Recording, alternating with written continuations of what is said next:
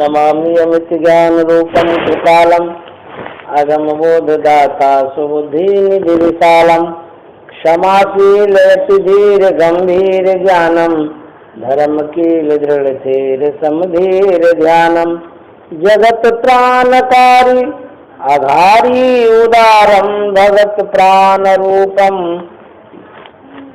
दया गुण्यपारम नमो सद्गुरुं ज्ञान दाता स्वामी नमामि नमामि नमामि नमः श्री सद्गुरु महाराज की। अव्यक्त रूप में परमाराध्य सद्गुरु महाराज, उपस्थित सत्संग प्रेमी महान भाव माता एवं बहनों,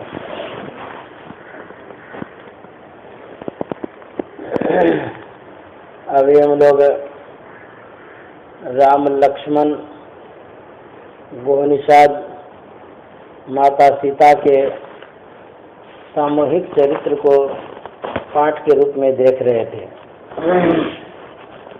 उसमें भगवान श्री राम के जीवन में, सीता माता के जीवन में कितना परिवर्तन हुआ है यही दिखलाया गया है।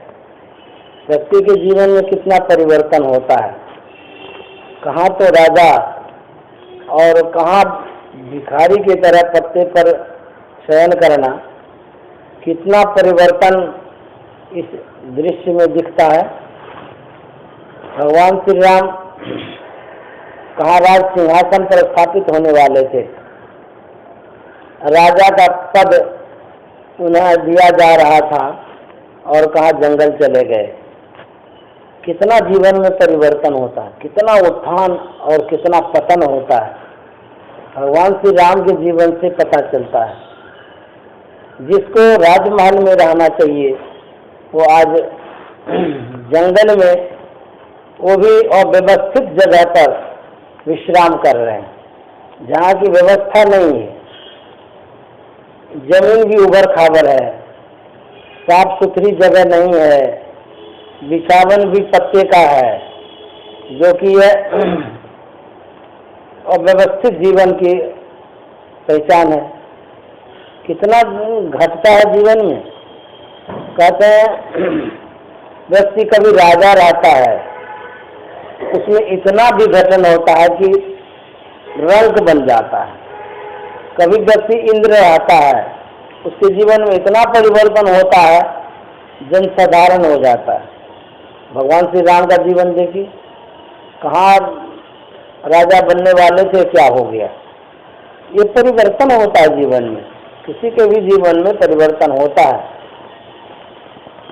परिवर्तित अवस्था को देख करके गोहनिषाद के मन में बड़ा दुख हुआ। कहाँ ये भगवान और राजा का रूप और इनकी ऐसी दयनीय दशा। व्यक्ति दूसरे के सुख दुख को देख करके किसी और का दोष लगा देता है, कहता है कि फलाने व्यक्ति के कारण ऐसा हुआ, चाहे सुख हुआ या दुख हुआ, फलाने व्यक्ति ने ऐसा किया, ये ऐसा नहीं करना चाहिए था, ऐसा बोला जाता है। लेकिन शास्त्र और संत कहते हैं कि ऐसी बात नहीं है। वेदांत कहता है, काहुन को सुख दुख कर दाता, निज कृत कर्म भोग सुन भ्राता। वेदांत ज्ञान का अंत है। ज्ञान जितना प्रकार का है, सबसे श्रेष्ठ ज्ञान वेदांत ज्ञान है।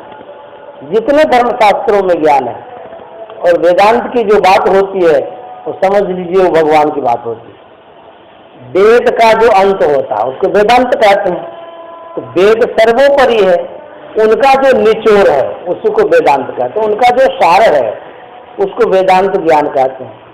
उन्हीं वेदांतों के आधार पर लक्ष्मण पुष्टि करता है कि राम और सीता को जो दुख हो रहा है आज, उसमें अन्य कोई कारण नहीं है। निजकृत कर्म भोग सुन भ्राता। हे भाई, उनके अपने कर्मों का ये भोग है। जो आप दोष लगा रहे हैं माता के कई का, उनका दोष नहीं है, इनके ही कर्मों के कारण ऐसा हुआ।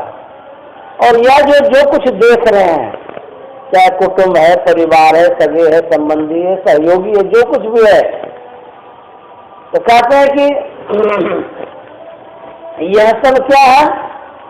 कहते हैं कि ये सब अज्ञानता के कारण हम लोग समझते ये अपना है। कहते मोह निशा सब शोभनिहारा, देखिए सपन अनेक प्रकारा। ये जो देख रहे हैं जो कुछ, सब कहते हैं कि ये अज्ञानता है। मोह के कारण हम लोगों को जो दिख रहा है वो सत्य दिख रहा है, क्या मोहित है? असत्य दिख रहा है। तो जब असत्य प्रतीत तब होगा जब आप मोह से ऊपर उठेंगे। अभी हम लोगों को बेटा है सत्य प्रतीत हो रहा है, बेटी है सत्य प्रतीत हो रही है, ये धन संपत्ति वगैरह जितना है सब लग रहा है सब सही सही है। कैसे कह सकते हैं कि झूठा है? हमारी जो बुद्धि है, बुद्धि को ये ग्राह्य नहीं है कि झूठा है। बुद्धि को लगता है कि सब सही है, खाते हैं सही है, सोते हैं सही है, सब कुछ सही सही लगता है। लेकिन पलटू साहब कहते हैं कि हाथी घोड़ा खाक है, कहे सुने सब खाक, कहे सुने सब खाक, खाक है मुल्क खजाना, सब खाक है, झूठा है, प्रपंच है, सत्य है, लेकिन प्रतीत क्यों नहीं होता है? कहते इसलिए प्रतीत ऐसा होता है जैसे ट्रेन में हम जा रहे हैं, ट्रेन से जो यात्री सफर करता है, जब ट्रेन की गति तीव्र रहती है उस समय जब खिड़की से बाहर के दृश्य को हम देखते हैं तो सारा दृश्य नाचता हुआ दिखाई देता है, घूमता हुआ दिखाई देता है। यदि विवेक दृष्टि से अवलोकन करेंगे तो पता चलेगा कि जो दृश्य हम देख रहे हैं वो घूमता हुआ नहीं है, हम जहां पर हैं हम ही खुद घूम रहे हैं, हम खुद घूम रहे हैं, लेकिन जो दिखता है वो तो दिखता है जिसे में घूम रहा है, भ्रमित हो जाता है व्यक्ति, इसको भ्रम कहते हैं। आप देख रहे हैं कि घूम रहा है, लेकिन विवेक दृष्टि से देखने के बाद पता चलता है कि जिसको हम देख रहे हैं वो नहीं घूम रहा है, हम ही घूम रहे हैं। उसी तरह से संत महात्मा कहते हैं जिस दृष्टि को हम देख रहे हैं सब असत्य है, आप सत्य हैं, आपको एहसास नहीं हो रहा सत्यता का। कहेंगे कब एहसास होगा? जब आप स्वप्न देखते हैं, स्वप्न की अवस्था में जो कुछ देखते हैं सब सत्य प्रतीत होता है ना? सब लगता है सब सत्य ही सत्य है। उस सत्यता का पता कब चलता है? जब हम जगते हैं, जगते ही पता चल जाता है कि जो कुछ देख रहे हैं ये तो झूठ ही देख रहे थे, ये बात तो वास्तविक में ये है जो हम जग करके देख रहे हैं। उसी तरह से संत महात्मा कहते हैं कि जब हम अज्ञानता से ऊपर उठेंगे, हमारा जो ये दृश्य है सब स्वप्नबद्ध दिखाई देगा। यही जग जामिनी जागे जोगी परमार्थी प्रपंच योगी, जगे हुए रहते हैं कोई न कोई, तभी तो जगाते हैं। अभिभावक जगते हैं जिसको पेरेंट्स कहते हैं, जब वो जगता है तब परीक्षार्थी को जगाते हैं, विद्यार्थी को जगाते हैं। तो कोई न कोई जगे हैं तब तो जगते हैं हम लोग। संत महात्मा जगे हुए इस संसार में, सब के सब सोए हुए हैं। गुरुदेव कहानी कहते थे, राजा जनक अपने राजमहल में सोया था, बगल में उनकी धर्मपत्नी सुनैना सोई थी। राजा जनक स्वप्न देखता है, हमारे राज्य पर कोई चढ़ाई कर दिया है। जो राजा चढ़ाई कर दिया बड़ा बलशाली था, शक्तिशाली था।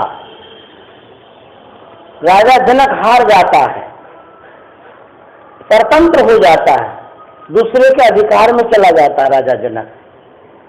उस राजा की आज्ञा होती है इस राजा को कैदी कर लो, पकड़ लो, पकड़ा जाता है वो। इन सब दृश्यों को राजा जनक सही सही में अवलोकन कर रहे हैं, स्वप्न में सब सत्य प्रतीत हो रहा उनको। हम हार गए, दूसरे के कब्जे में चले गए, यहाँ तक नौबत आ गई। कि राजोचित वस्त्र को उतार दिया गया, कौपीन पहना दिया गया, और आगे दुर्दशा ये होती है, राजा क्या होती है, राजा जनक को इस राज्य से निष्कासित कर दो।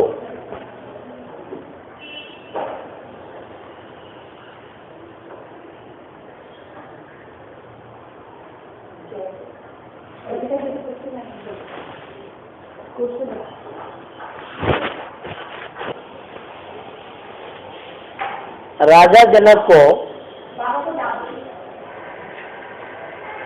जो राजा उसको जीत लिया था वो आज्ञा करता है, इसको इस राज्य से निष्कासित कर दो, और यह भी आज्ञा करता है कि इस राजा को कोई परश्रय नहीं देगा, जो परश्रय देगा उसको फांसी की सजा दे दी जाएगी। हाँ सुनिए, तो उसको ले गया उस राज्य से बाहर, राज्य से बाहर कर दिया। राजा जनक अकेले हैं, कोई साथ में नहीं है, स्वप्न देख रहा है, कोई उसको परश्रय नहीं देता है, कोई पूछता तक नहीं है। एक दिन हो गया, 2 दिन हो गया, 3 दिन हो गया, भूखे हैं, प्यासे हैं, छटपटा रहे हैं, कोई उसको सहयोग नहीं कर रहा है। होते होते 5 रोज, 6 रोज, 7 रोज हो गया, भूख के मारे लग रहा है जब प्राण निकल जाएगा। राजा जनक कांप रहा है इस दृश्य को देख करके, छटपटा रहा है, भूख के मारे अब लगता है प्राण निकलेगा। एक व्यक्ति जा रहा था, उनसे कहता है कि कहीं भोजन मिलेगा? तो व्यक्ति कहता हाँ हाँ अभी खिचड़ी बट रही है फलाने जगह, अभी जाइए, वो भी अंतिम बढ़ते बढ़ते अंत हो जाएगा, आप जल्दी चले जाइए तो मिल जाएंगी। राजा जनक इन प्रकार जाता है, पैदल जो जा रहा था पैर में फफोला हो गया, दर्द कर रहा है पैर, किसी तरह तेजी से पहुंचता है जहाँ खिचड़ी बट रही थी। जैसे ही ये पहुंचते हैं, पूछते हैं कि कुछ हमको खाने के लिए चाहिए। जो खिचड़ी बांट रहा था वो कहता है वो तो खिचड़ी बट गई, अब नहीं है।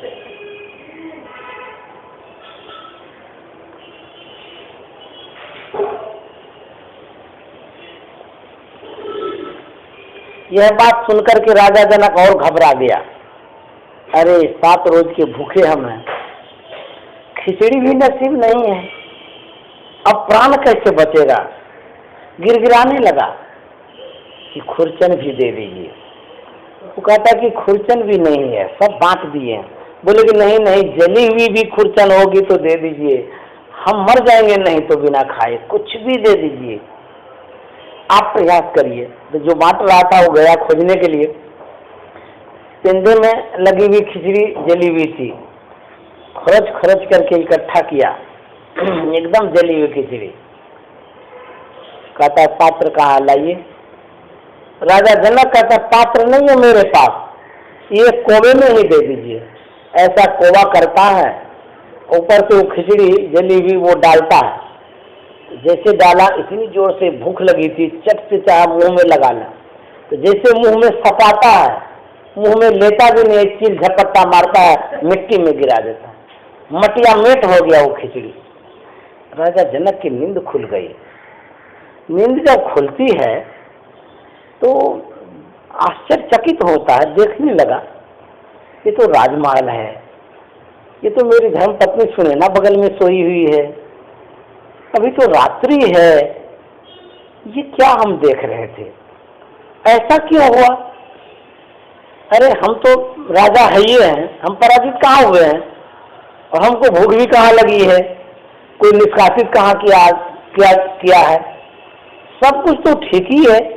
राजा जनक सोचते सोचते कहता यह सत्य है कि वह सत्य है, मतलब जो अभी मैं देख रहा हूँ आँख खुली में, यह सत्य है, अथवा जिसको मैं आंख बंद करके स्वप्न में देख रहा था वो सत्य है।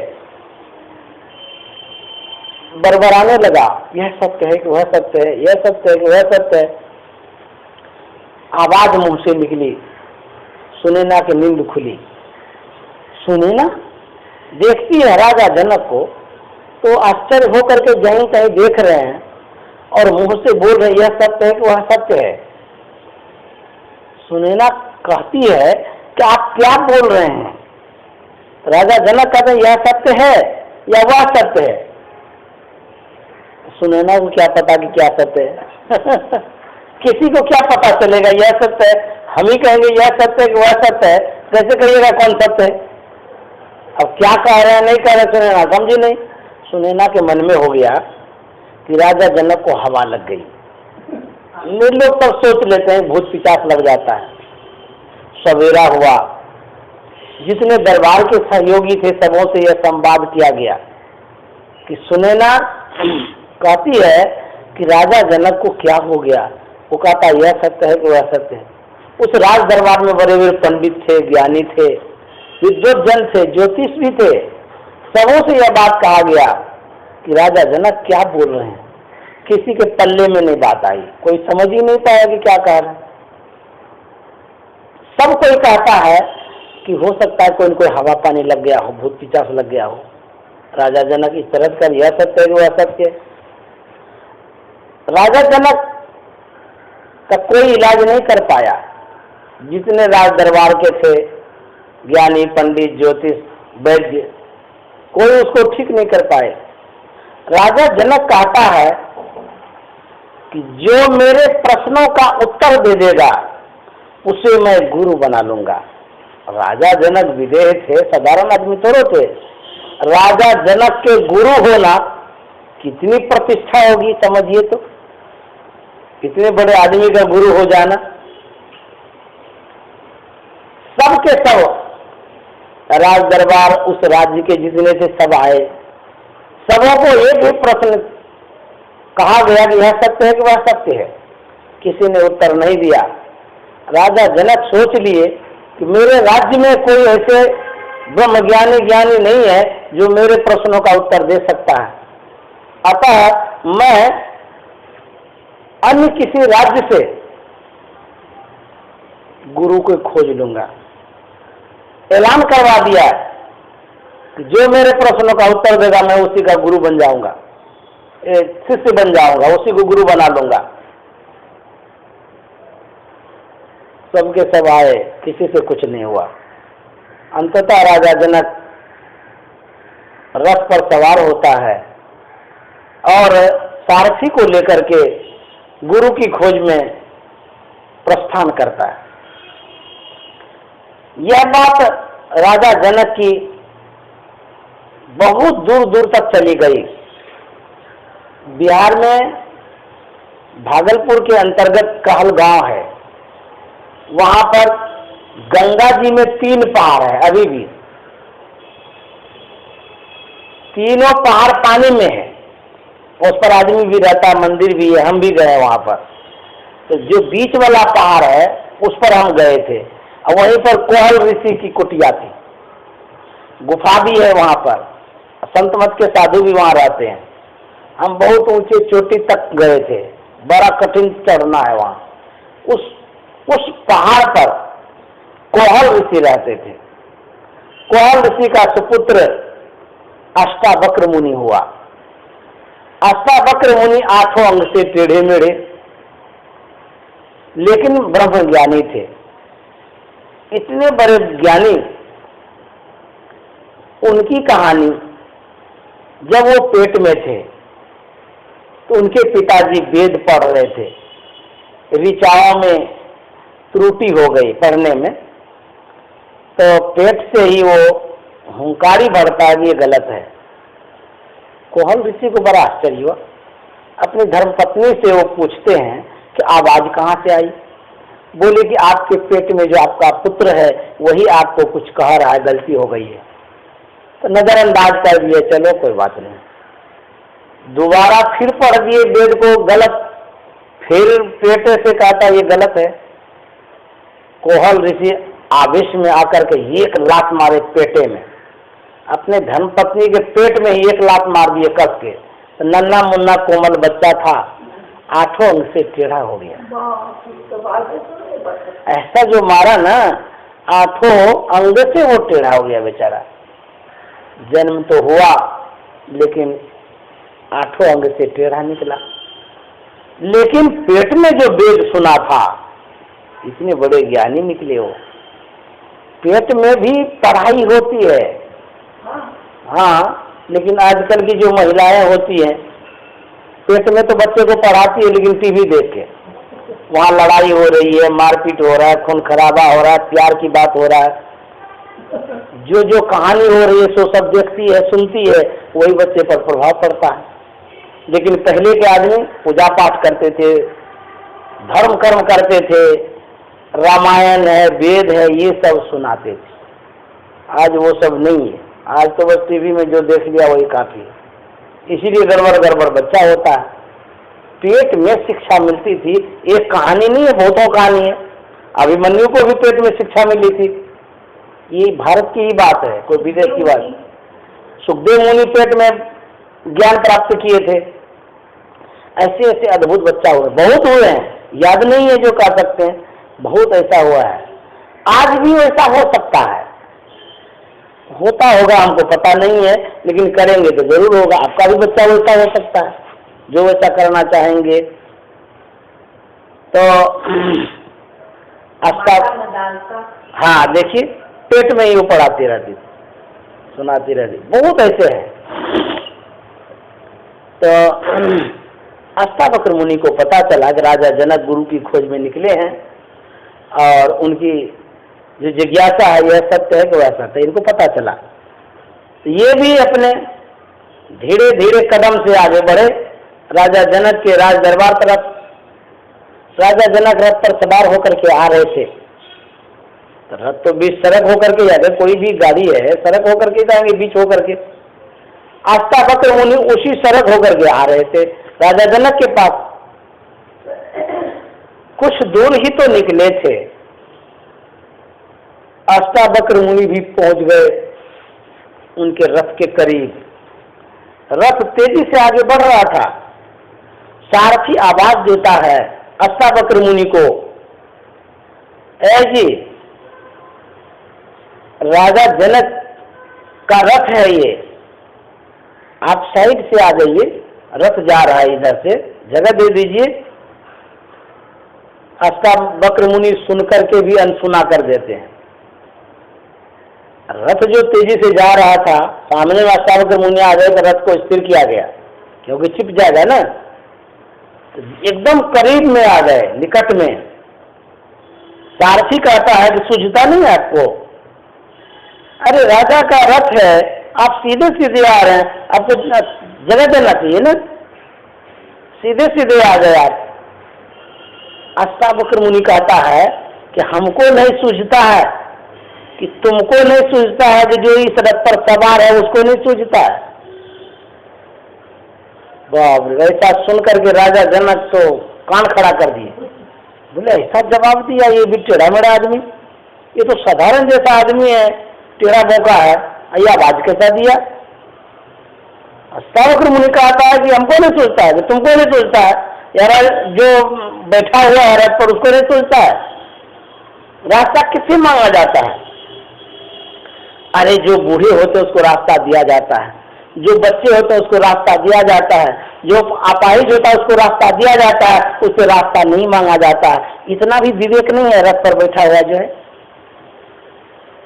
इतना तो सुना, संत की वाणी जो होती है प्रभावशाली होती है, बहुत काम करता है। एक वाणी से कई काम कर जाता है, और उसका इतना प्रभावशाली वाणी होता है कि शरीर को वेध देता है, बुद्धि को परिमार्जित कर देता है, संस्कार को शुद्ध कर देता है। संत वाणी में इतनी शक्ति होती है। राजा जनक का जो संस्कार था परिशुद्ध हो गया इतना सुन करके। उनकी जो बुद्धि थी राजा जनक की ठिकाने आ गई। बोले ये व्यक्ति जो है, जो बोल रहा है, बड़ा आश्चर्यजनक बात बोल रहा है। अरे हम राजा हैं, ये देख रहा है और इतना आवाज में ये बोल रहा है, इसका मतलब है इसके पास कुछ है शक्ति। राजा जनक बोलता है कि आप कौन हैं? अष्टावक्र मुनि कहता है तुम कहाँ जा रहे हो? राजा जनक कहता है बंद कर दीजिए। तो मैं गुरु की खोज में जा रहा, मेरी कुछ जिज्ञासा है, उन जिज्ञासाओं का जो समाधान कर देंगे उसको गुरु बना लेंगे।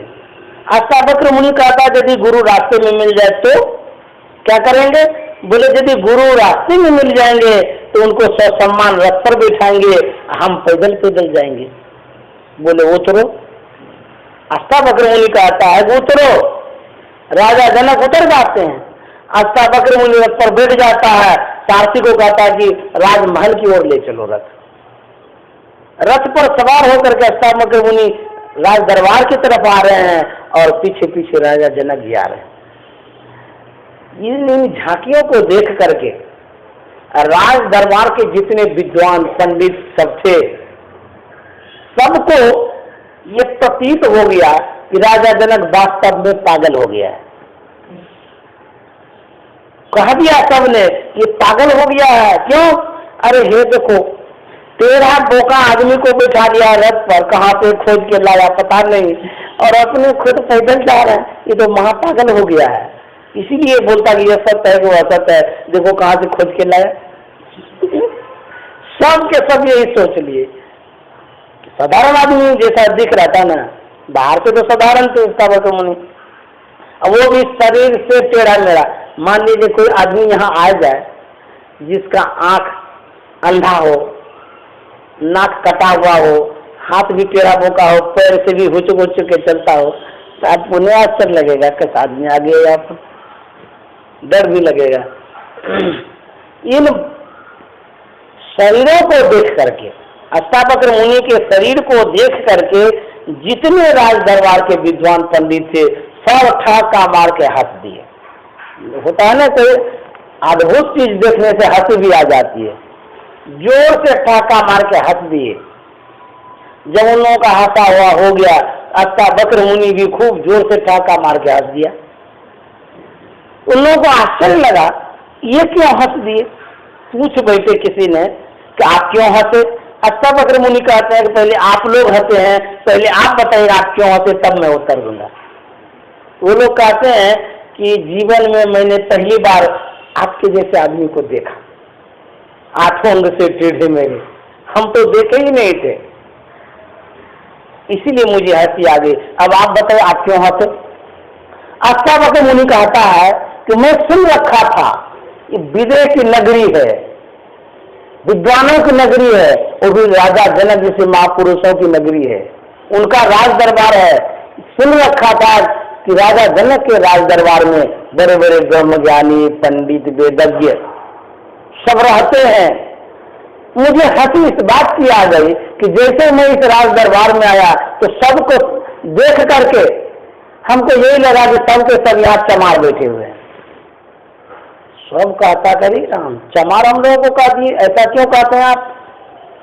अष्टावक्र मुनि को क्या डर है? वो तो संत थे, सत्य बात कहने में कोई डरते नहीं है जो संत होते हैं। सुनते हैं? हाँ सुनिए कान खोल के। तो कहते हैं कि हम तो कभी देखे ही नहीं थे आपके जैसे आदमी को, इसीलिए हमें हंसी आ गई है, और हमको आप चमार क्यों कहा दिए? बोले कि हम तो यही सुन रखे थे कि यहाँ ब्रह्मज्ञानी वेदज्ञ हैं, यहाँ जैसे रहे सबके सब चमार को देखे इसीलिए हंसी आ गई। कि राजा जनक का दरबार होगा, चमारों की सभा हो तो हंसी नहीं आएगी। बोले आप कैसे हम लोग को चमार कहते? हम लोग तो ब्राह्मण है, वेदज्ञ है, ज्ञानी है, ब्रह्मज्ञानी सब है। बोले कि जो ब्रह्मज्ञानी होता है वो उनकी पहचान होती है। अरे जो हड्डी मांस की पहचान करता है वो चमार नहीं तो और क्या है। नदी टेढ़ी मेढ़ी होती है, उनकी जो धाराएं हैं वो टेढ़ी मेढ़ी नहीं होती है। गाय काली उजली होती है लेकिन दूध उसकी उजली ही होती है। गन्ना टेढ़ा मेढ़ा हो सकता है लेकिन जो उसका जो रस है वो मीठा ही होता है, वो टेढ़ा मेढ़ा नहीं होता है। आदमी टेढ़ा मेढ़ा हो सकता है लेकिन उनके अंदर में जो आत्मा है वो टेढ़ी मेढ़ी नहीं हो सकती है। जो आत्मा की पहचान कर लेगा तो हमारे टेढ़े मेढ़े शरीर से क्यों हंसेगा? इसका मतलब है कि आप शरीर की पहचान करते हैं तो चमड़े की पहचान कर रहे हैं, आप चमार में और क्या है? ये तो हमारा हार मांस है, हड्डी है, इसकी आप पहचान करते हैं। आप चमार नहीं तो और क्या है? चमार को पूछिए, वह हड्डी मांस की पहचान करते हैं। सबका सिर नीचे झुक गया, लाज के मारे सब नीचे कर लिए। बोले बाप रे बाप, बात तो सही कहते हैं। जो सत्य बात है दिल स्वीकार करता है। राजा जनक कहते हैं कि बातें तो कुछ और हो गई, मेरी जिज्ञासा तो जहां की तहीं है। हमारी जिज्ञासाओं का तो समाधान कर दीजिए, बात तो बहुत चल गई। तो बोले बताओ तुम्हारी क्या जिज्ञासा है? राजा जनक कहता है कि यह सत्य है कि वह सत्य है। इतनी ही तो बात ही थी। कहते यह सत्य है कि वह सत्य है। इतना सुनकर के अष्टावक्र मुनि मौन व्रत धारण करके आंख बंद कर लेते हैं। थोड़ी देर ही आंख बंद किए, सभी बातों को वो जान गए। संत महात्मा जान जाते हैं। जैसे कांच की अलमारी में जो भी वस्तु रखी जाती है बाहर से दिखती है, आप घर में रखे होंगे तो पता चलता होगा। कांच की अलमारी जो पारदर्शी शीशा होता है दोनों तरफ दिखने का, अलमीरा में कुछ भी रखे सब दिखता है। उसी तरह से जो संत होते हैं, उस दुनिया के जितने व्यक्ति हैं उनके अंदर में जो कुछ है वो सब कांच की अलमारी की तरह है। मन की जाने सबे गुरु कहाँ छिपावे अंदर, सब जानते हैं। वो आंख बंद करके ही जान गए। ये अष्टावक्र मुनि की खाली बात नहीं है। अरे जब सती माता पार्वती ने छल किया भगवान शंकर से, तो भगवान शंकर उस समय आंख बंद करके देख लिए कि ये सीता का रूप धारण की थी और हमसे झूठ बोल रही है, उसी समय परित्याग कर दिए। संत के पास कभी झूठ नहीं बोलना चाहिए। संत के पास झूठ बोलेंगे उनको पता चल जाता है। तो जब पता चल जाता है तो सब समझ लीजिए कि क्या दुर्दशा होगी। पति का परित्याग करना पड़ा, भगवान शंकर छोड़ दिए उसको, जाओ तुम अपना रहो। कितना जन्म के बाद फिर मिलन हुआ, बहुत दुख होता है। इसीलिए संत से झूठ नहीं बोलना चाहिए, क्योंकि वो तो सब बात जानते हैं। आंख बंद करके देख लिए कि राजा जनक क्या कह रहे हैं। अष्टावक्र मुनि कहता है कि न यह सत्य है न वह सत्य है,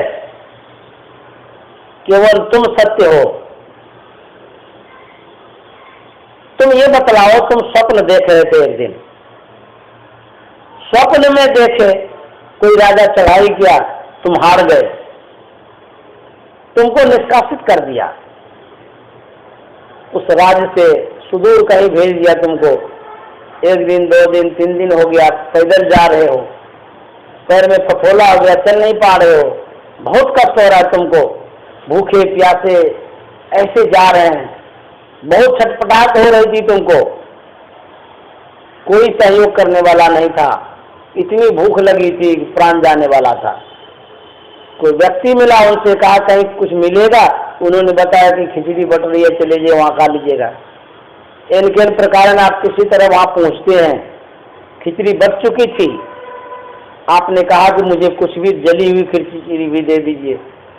जली हुई नहीं थी, लेकिन फिर खुरचन लाया गया, आपको कहा गया पात्र दीजिए, आप बोले कि पात्र नहीं, हाथ में दीजिए। आपके कोबे में वो जली हुई खिचड़ी दिया, मुंह में ले ही रहे थे, चील झपट्टा मारा, सब खिचड़ी मिट्टी में मिल गई, आपकी नींद खुल गई। बात सत्य है? राजा जनक कहता हाँ बात तो सत्य है, ये बात मैंने देखी है। तो विश्वास हो गया राजा जनक को, ये ज्ञानी है, ये गुरु के लायक है, ये बात सब जान गए।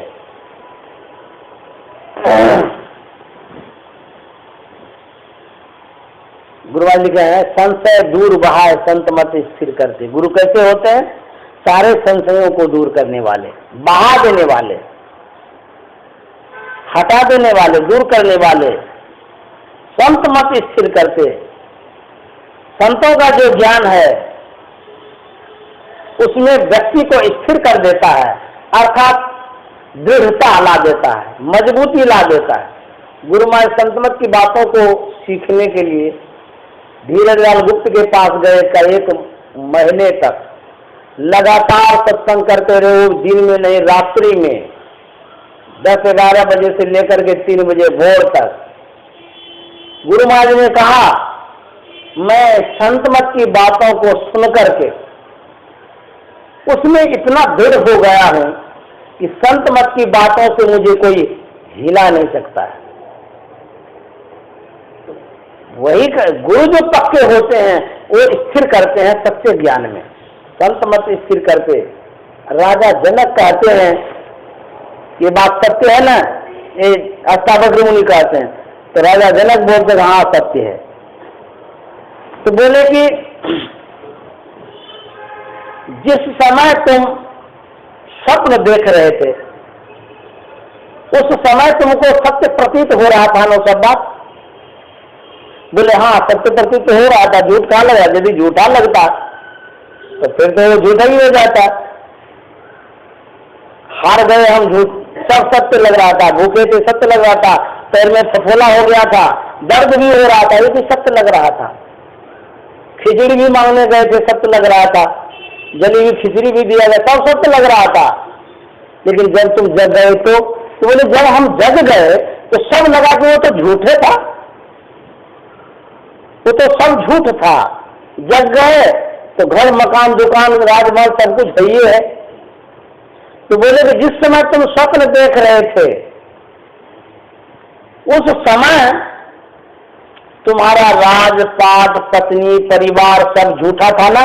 बोले हाँ, उस समय तो कोई सहयोग करने के लिए भी नहीं आ रहा था, तो सब झूठा हो गया, सब हार गए थे हम। जो स्वप्न हम देख रहे थे उस समय सत्य प्रतीत लग रहा था स्वप्न वाला, और ये झूठ लग रहा था जो राजमहल अभी है।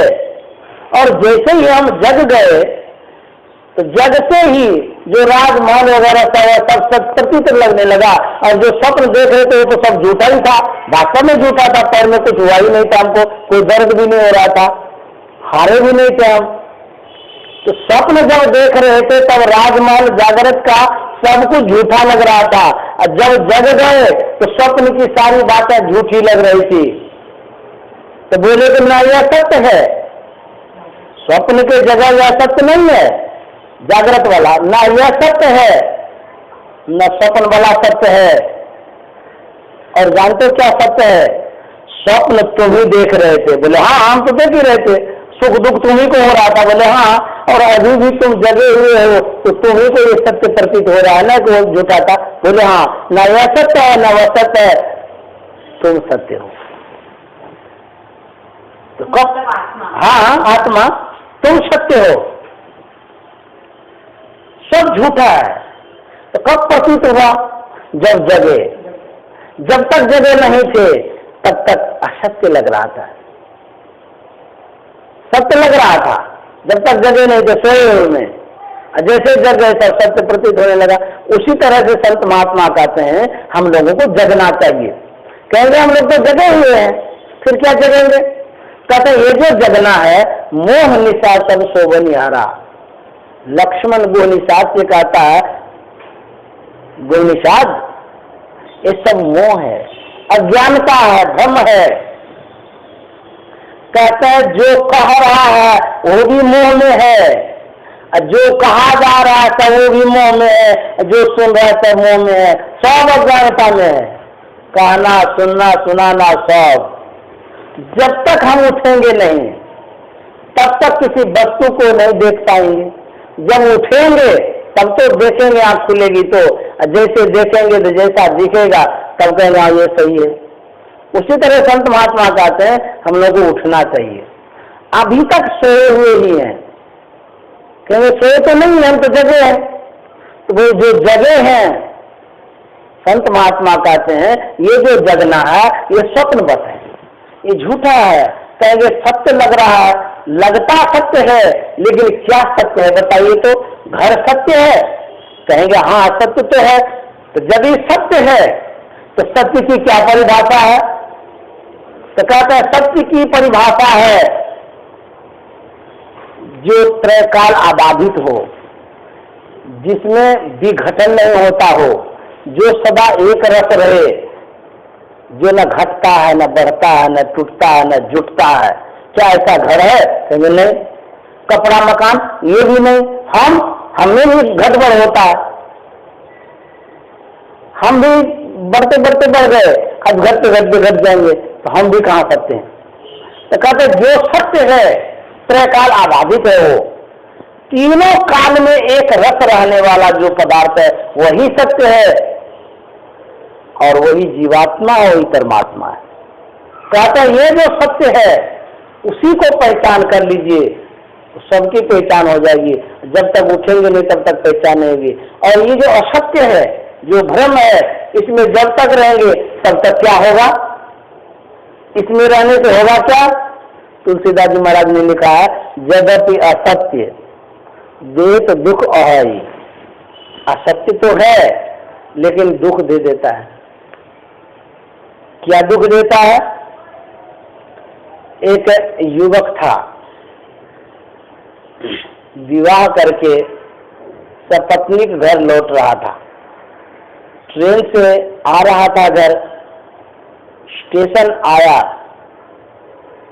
जिस स्टेशन में उतरना था उतर तो गया, लेकिन रात्रि हो गई। दाम्पत्य ने विचारा कि अब कहाँ जाएंगे, यही अतिथिशाला में रह जाते हैं, सवेरे यहाँ से प्रस्थान करेंगे। दो ही तो थे, युवक युवती दोनों पति पत्नी। एक कमरा बुक किया, उस कमरे में दोनों को दोनों अपना गए, खाना पीना खाए, उसके बाद आराम करने लगे।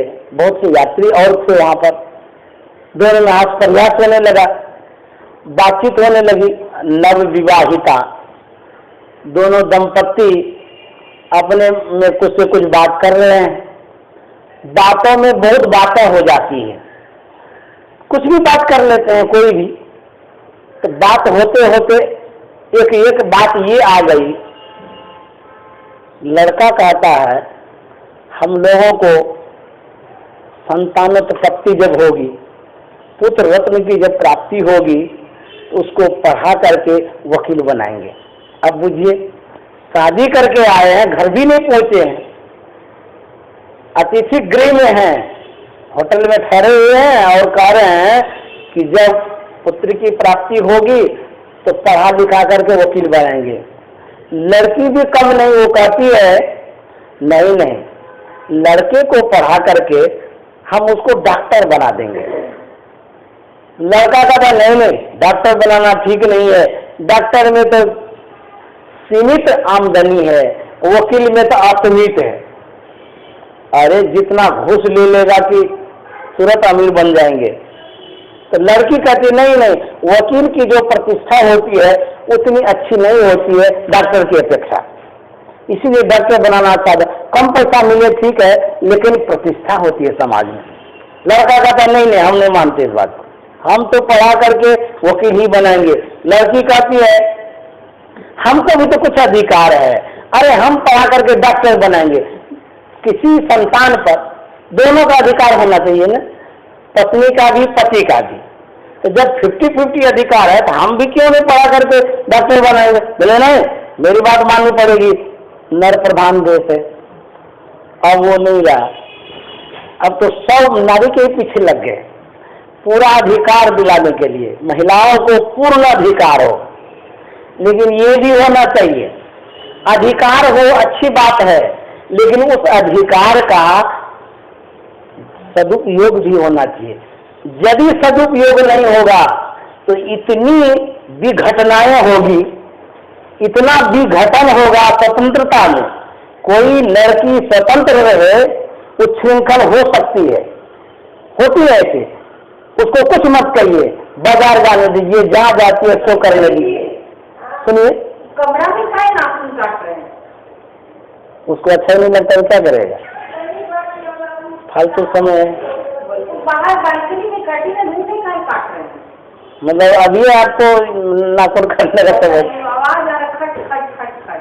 सत्संग सुन लीजिए, नाखून तो नहीं कटेगा तब भी वो फंसता है ना भवसागर में, वो नहीं अटकाएगा आपको। कमरा में काट काट भव सागर से पार यही करेगा, वो नहीं करेगा, वो नहीं अटकेगा भव सागर में। कह रहे हैं सुनो, बस अब 5 मिनट में समाप्त करेंगे, क्योंकि आप लोगों को उतना समय ही नहीं है, ठीक से नहीं सुनते हैं। आज सुनते हैं, भाग जाते हैं इधर उधर। तो स्वतंत्रता होनी चाहिए, लेकिन उस स्वतंत्रता पर अपना एक अंकुश होना चाहिए, एक सीमा होनी चाहिए। सीमा यदि नहीं रखेंगे तो कहाँ क्या गड़बड़ी हो जाएगी, तो फिर जाएगा। क्योंकि भारत मर्यादित देश है, मर्यादा पुरुषोत्तम यहाँ आए थे और मर्यादा अपना दिखा करके गए। अधिकार सबको होना चाहिए समान रूप से। जो आप में शक्ति है वही नारी में भी है, जो नारी में वो आप में भी शक्ति है। दोनों में भगवान ने एक जैसा सब कुछ दिया है, सब कुछ एक जैसा दिया है, तो सब 50-50 होना चाहिए, बराबर होना चाहिए। उसको भी जीने का देखा है, उसको भी जीने का देखा है, उसको भी उतना ही सेवा होनी चाहिए, उसको भी इतना ही सेवा होनी चाहिए, दोनों में समान। लड़का है लड़की है, कोई भेदभाव नहीं होना चाहिए। लड़की है तो उसमें क्या है, उसमें भी उतनी क्षमता है, लड़का है तो उसमें उतनी क्षमता है, सब कुछ समान होना चाहिए, सब अधिकार भी। हाँ, अधिकार दिया जाए तो उस अधिकार का मर्यादा होनी चाहिए। तो हम क्या कह रहे थे, लड़की कहती है कि हमको भी अधिकार है, हम तो पढ़ा करके वकील ही बनाएंगे। कहते हैं कि जब बांस को माठते हैं तो चिकना होता है, बांस को माठने से चिकना हो जाता है, अब बात को माठने से रुखड़ा हो जाता है। बात बढ़ते बढ़ते बढ़ते बढ़ते इतनी बढ़ गई, नवयुवक था, आवेश में आकर के एक तमाचा जड़ दिया उन लड़की को, इतना सबके वो तमाचा दिया कि लड़की तो छटपटा गई और चिल्ला के रोने लगी।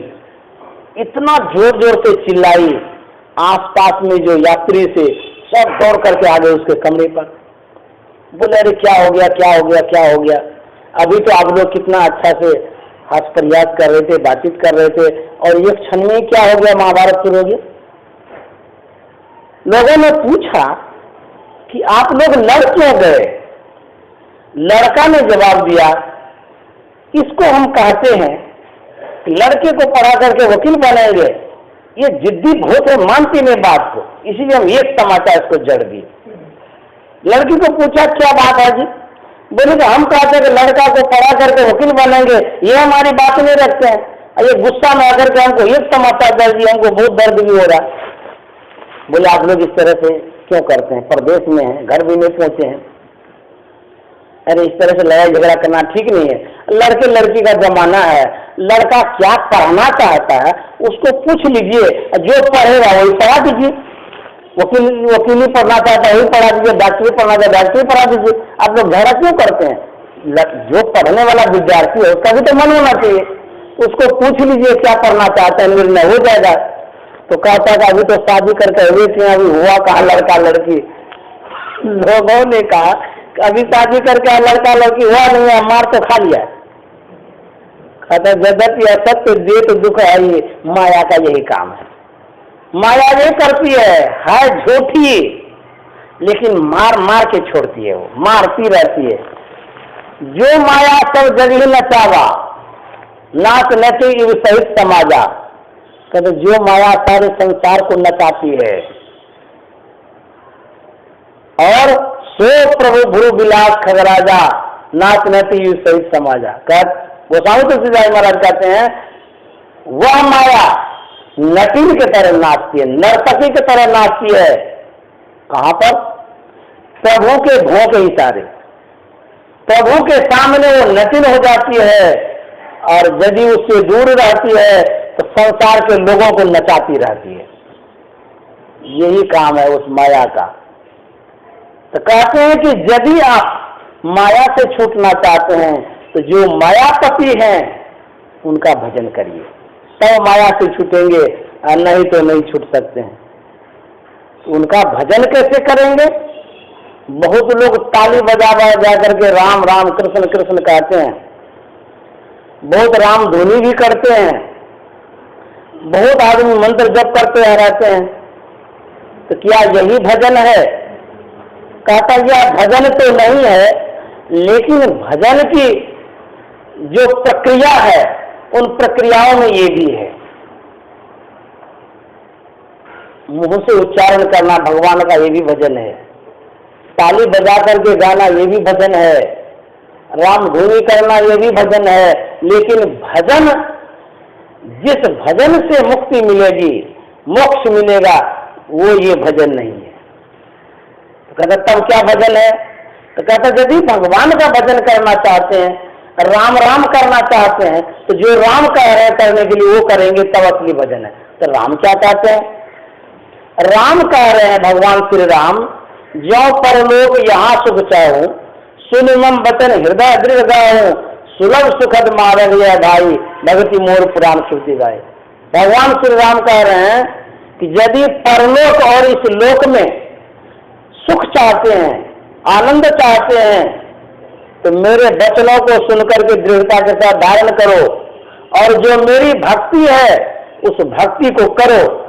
अब कहेंगे भगवान की क्या भक्ति है, हम लोगों को क्या पता? तो भगवान की तो भक्ति यही है, मंदिर में जाते हैं, पान फूल अक्षत चंदन चढ़ाते हैं, यही भक्ति हो गई।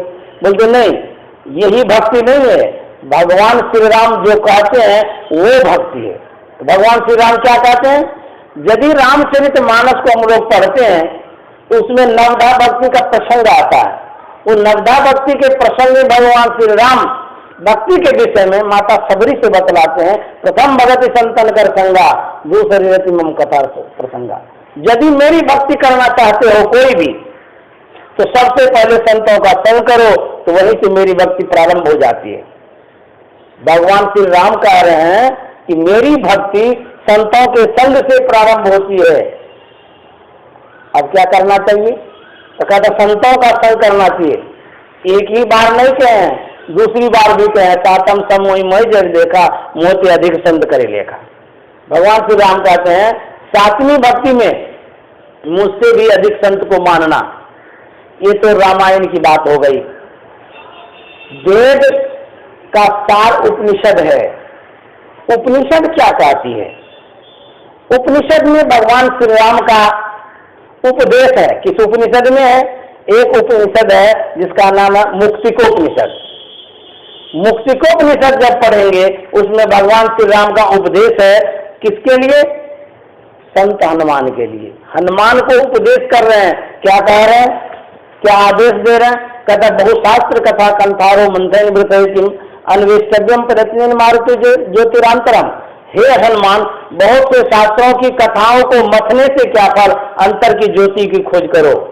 भगवान श्री राम हनुमान से कह रहे हैं कि हनुमान, मंदिर में मत जाओ, पान फूल मत चढ़ाओ, कहीं मत जाओ, तुम्हारे अंदर में ही कुछ है ऐसी चीज जिसको खोजने के बाद पता लगेगा। तो पता यह लगेगा कि मैं तुम्हारे अंदर में ही हूं। हनुमान ने छाती चिर के दिखाया ना, भगवान हमारे अंदर में है। तो जब हमारे अंदर में ही है फिर बाहर जाने की आवश्यकता है। तो भगवान श्री राम कह रहे हैं कि अंतर की ज्योति की खोज करो। हमारे अंदर में ज्योति है, प्रकाश है, उसकी खोज करने के लिए कहते हैं, इसके पता लगाना चाहिए। लोग बाह्य पूजा में बहुत रमन करते हैं, तो बोले कि तब ये दुनिया में जो जो कुछ हो रहा है, जो कुछ है, वो है क्या? हमारी जो संस्कृति है, हिंदू धर्म की संस्कृति जो कुछ भी है, वो हिंदू धर्मावलंबियों के लिए वो एक प्रतीक है, पहचान है। यदि पहचान नहीं रहेगी तो हम किस ओर जाएंगे ये भी पता नहीं रहेगा। मंदिर पहचान है, तीर्थ स्थान पहचान है, वहाँ पर शिक्षा दी जाती है, ज्ञान दिया जाता है। वो पवित्र स्थान है, वहाँ पर पवित्र आत्मा का विराजमान होता है। इसलिए वहाँ जाने से हम उस ज्ञान से अवगत होते हैं जिस ज्ञान को प्राप्त करके मुक्ति मिलती है। लेकिन वहाँ जाकर के भी बहुत व्यक्ति वो ज्ञान प्राप्त नहीं करते हैं, बाह्य पूजा में ही लगे रहते हैं। कहेंगे तुलसीदास जी महाराज क्या कर रहे थे? तुलसीदास जी महाराज रामचरितमानस को लिखे हैं, उनके इष्ट कौन है? भगवान श्री राम। रामचरितमानस के रचयिता तुलसीदास जी महाराज हैं, उनके इष्ट भगवान श्री राम हैं। वो क्या करते थे? जब तुलसीदास जी महाराज भगवान की खोज में चले तो तीर्थों में गए, धामों में गए, कहाँ कहाँ नहीं गए, सब जगह गए, कहीं भगवान का दर्शन उनको नहीं मिला। कहेंगे चित्रकूट में तो मिला था। चित्रकूट में जो भगवान का दर्शन मिला वो सगुण साकार का दर्शन था। उतने ही दर्शन से यदि उनकी मुक्ति हो जाती फिर साधना करने की आवश्यकता ही नहीं पड़ती। वो संत के पास गए, हरिदास जी महाराज के पास, उनसे उन्होंने शिक्षा ली। आपका समय यदि हो गया होगा तो आप जा सकते हैं, हमारे यहाँ पूर्ण छूट है, किसी भी समय कभी भी आपको रोका नहीं जा सकता है। आपको कोई भी काम हो, किसी तरह का हो, आप अपना मतलब अपने काम को बाधित मत करिए, आवश्यकता हो तो जा सकते हैं। तो तुलसीदास जी महाराज क्या करते हैं? हरिदास जी महाराज के पास जाते हैं, उनसे दीक्षा लेते हैं, ध्यान करते हैं, साधना करते हैं, और साधना करके जब उनको परमात्मा की प्राप्ति होती है तब वो अनुभव की वाणी विनय पत्रिका में लिखते हैं। वो क्या कहते हैं? यही ते मैं हरि ज्ञान गमायो, इस तरह से मैंने ज्ञान गमा दिया। पर हरि हृदय कमल रघुनाथ बाहर फिरत विकल्प पाए। अरे वो परमात्मा तो हमारे अंदर में ही था, हम बाहर खोज रहे थे। तो तुलसीदास जी महाराज ऐसा लिखते हैं, वो परमात्मा हमारे अंदर में है, खाली वही तो नहीं, वही खाली नहीं कहते हैं। भक्ति ने मीराबाई कहती है, कायारा मंदिर माही जो मैंने राम से मिलावना कैसा। काया मना शरीर, इस शरीर के अंदर में ही भगवान का वासा है, लेकिन हम मिल नहीं पा रहे। हमारे अंदर में परमात्मा है, हम बाहर में खोजते हैं। बाहर का जो प्रतीक है वो प्रणम्य है। जब तक बाहर में कोई प्रतीक नहीं रहेगा, जब तक कोई अवलंब हम नहीं देंगे मन को, तो भीतर भी घुसने में कठिनाई होगी। इसलिए प्रथम जो प्रतीक है वो जरूरी है। चाहे काली का रूप हो, दुर्गा का रूप हो, राम का रूप हो, कृष्ण का रूप हो, किसी भी एक रूप का सहारा लेकर के ही आगे बढ़ेंगे।